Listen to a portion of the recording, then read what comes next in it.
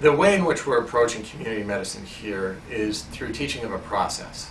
The process for our purposes is called the Community-Oriented Primary Care, or COPC. And this is one of several community-based participatory action methods to engage a community, to engage a group of people about a shared health issue. You see, the whole idea is to take a family physician and introduce and gain competencies in working outside the exam room for the purposes of improving your patient's health. That's patients with a plural possessive, because you can improve this patient's health right now in front of me by using clinical tools and maybe making a referral to a community-based program. But to improve your patient's health, both past, current, and future patients' health, you need to engage them in a larger context. You need to engage them in the community and the social matrix in which they exist. You know, tobacco is a perfect example.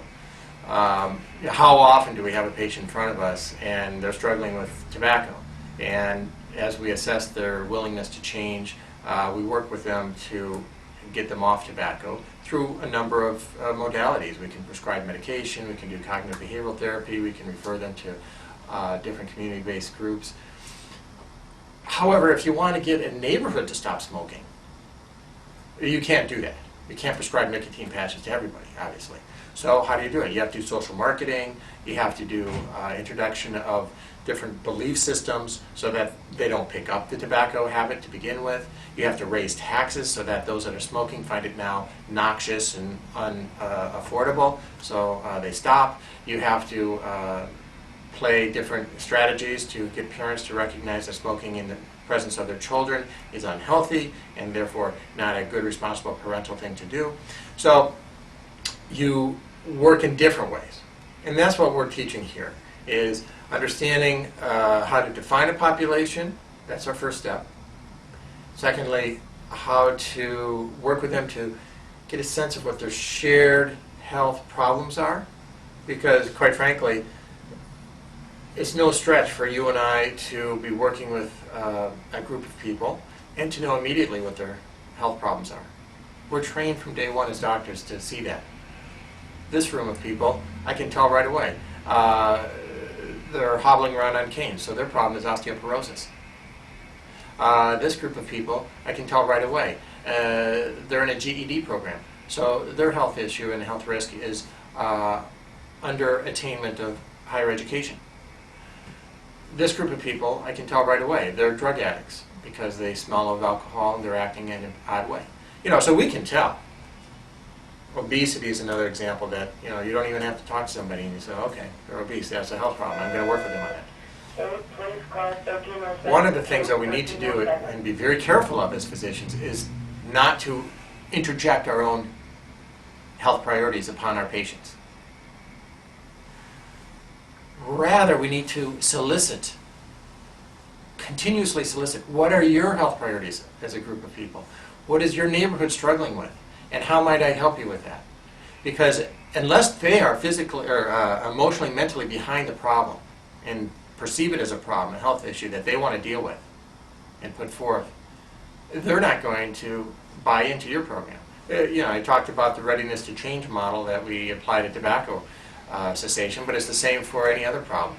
Unless the group of people you're working with recognizes it as a problem and wants to take it on, all the resources you have in the world to throw at the problem are not going to amount to a hill of beans. And I think we innately believe that and understand that, but in practice it rarely comes out. Because physicians oftentimes go into a group of people and we say, I'm going to lead the charge on violence eradication.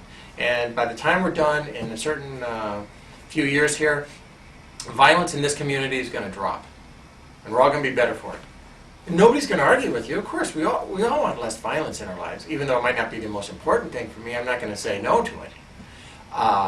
And so I receive your program. And I might participate in it, especially if there's something in it for me, say a little voucher or a little giveaway. But I dare say by the end of your program, after the researcher comes in and does his shtick or her shtick and collects the data and the measurements are taken, the money runs out, the timeline is finished, the program wraps up and the researcher leaves,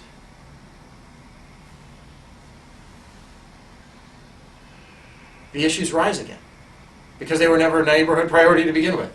And so I'm not buying into the long-term changes.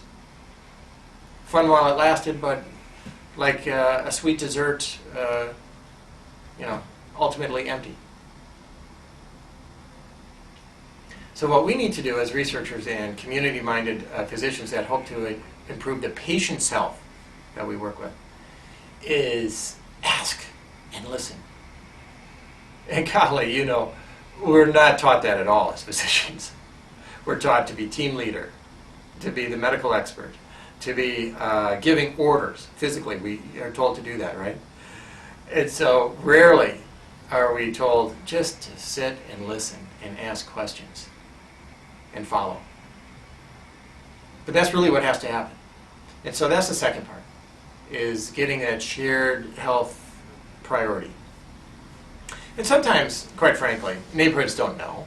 They're not usually organized, or they're not usually so quick to know top problem, second problem, third problem, fourth problem. It's a mishmash. And so as a physician, you can help facilitate, and you can help coach, and you can help prune and structure. But it can't be your problem that you bring to the table. It has to be the neighborhood's generating problem.